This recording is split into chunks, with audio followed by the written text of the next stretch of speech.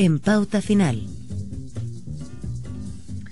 Bueno, vamos a profundizar precisamente en una de las medidas que se ha adoptado en el contexto de esta emergencia sanitaria y de las restricciones. Estamos en contacto a esta hora con el vocero del aeropuerto de Santiago, Branco Carlesi, para conversar sobre las medidas que se han adoptado en este sector en particular. ¿Cómo está, Branco? Gracias por el contacto, muy amable. Branco, bueno, hoy día se anuncia el cierre de los vuelos internacionales y las conexiones aéreas, en definitiva, de nuestro país, por un plazo al menos de un mes, por todo abril.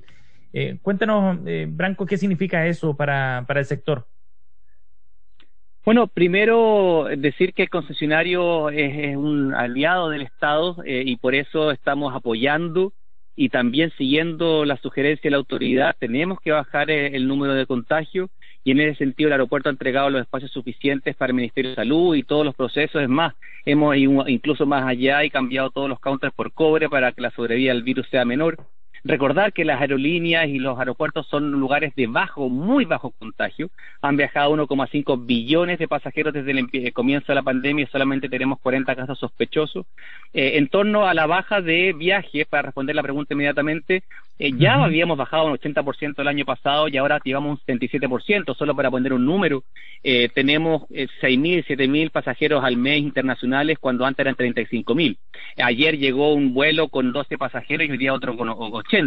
Lo que es importante sí son las cargas de esas aeronaves que vienen con o alimentos, medicamentos o enseres que son necesarios para el país. Sí. Branco, y sobre las restricciones de viajes, ¿qué certeza hay de que aerolíneas, por ejemplo, sigan operando para aquellos vuelos que sí están permitidos? Por ejemplo, no sé, extranjeros que tengan que, estando en Chile y tienen que volver de vuelta a sus respectivos países, o bien que chilenos que están en el extranjero y tienen que volver a su casa aquí en Santiago o en otra ciudad, lo puedan hacer. ¿Hay certeza que han podido conversar con las aerolíneas respecto de que sus operaciones al menos van a estar garantizadas para suplir ese mínimo de movimiento que va a existir, se supone, de entrada y salida al país? ¿Han sabido algo? No, lamentablemente las aerolíneas, como cualquier industria aeronáutica, se maneja de respecto a la demanda. No pueden volar con 2, 3 pasajeros. Igual que el aeropuerto está a borde de la quiebra, las aerolíneas están realmente pasando por un momento muy complejo. Nuestro caso, un caso muy doméstico, por ejemplo, el vuelo a Australia, que antes lo manejaba la TAM y Qantas, se encuentra eliminado totalmente. Y un vuelo que costaba 500.000 pesos con 15 horas de vuelo, hoy día no existe, o sea, existe, pero con 3,5 millones de pesos y con 35 horas de viaje. Vuelo a Mendoza no hay, hemos perdido 4 aerolíneas para siempre y 35 rutas hasta el momento.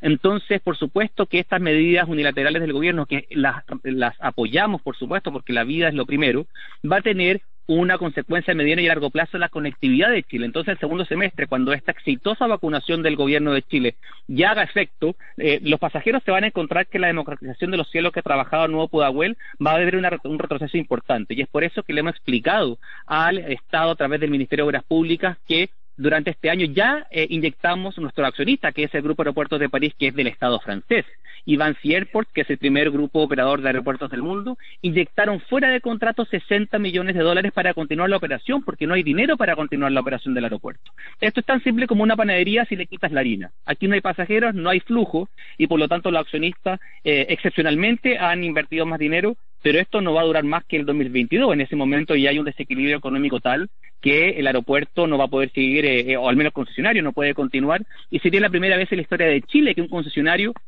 quebraría, y nos sorprende que el Estado de Chile no se ponga en el lugar de otros países tan importantes como Estados Unidos, Francia, Australia, Irlanda, que sí han apoyado sus aeropuertos, porque ningún aeropuerto del mundo puede sostenerse con un 95% menos de tráfico. Branco, y en ese sentido, ¿creen ustedes que con esta suspensión de vuelos por abril es un antecedente extra a favor de la concesionaria en el conflicto con el Estado? Realmente esto es muy fácil de entender, pareciera complejo, pero esto es tan simple cuando uno tiene un contrato, y el contrato le da responsabilidad y derecho a ambas partes.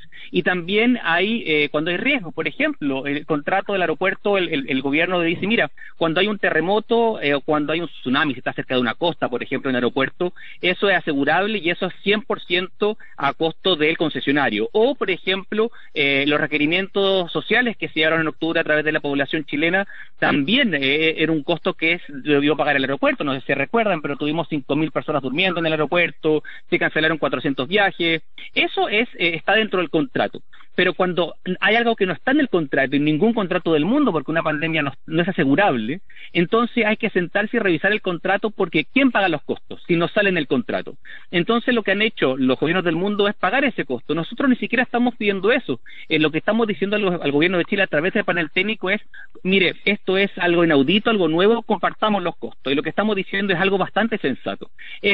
Compartamos estos costos durante estos años que va a durar la pandemia, que nadie gana, ni usted ni nosotros. Ponemos en pausa, nosotros seguimos operando, y cuando se recupere, que se extienda el contrato por el tiempo que no pudimos operar normalmente, y a través de nuestro trabajo, que es lo que hacemos, invertimos en más tecnología, invertimos en bajar la huella de carbono y atraer de nuevamente a estas aerolíneas que cuesta dinero atraerlas, para que la conectividad de Chile nuevamente sea buena y excelente. La habíamos ganado a Colombia, a Perú, a Argentina, y tenemos que trabajar para eso, pero claramente tenemos que pagar a los bancos. Recuerden que la construcción no se ha detenido. $1.000 millones en la inversión más grande en una concesión en los últimos 20 años.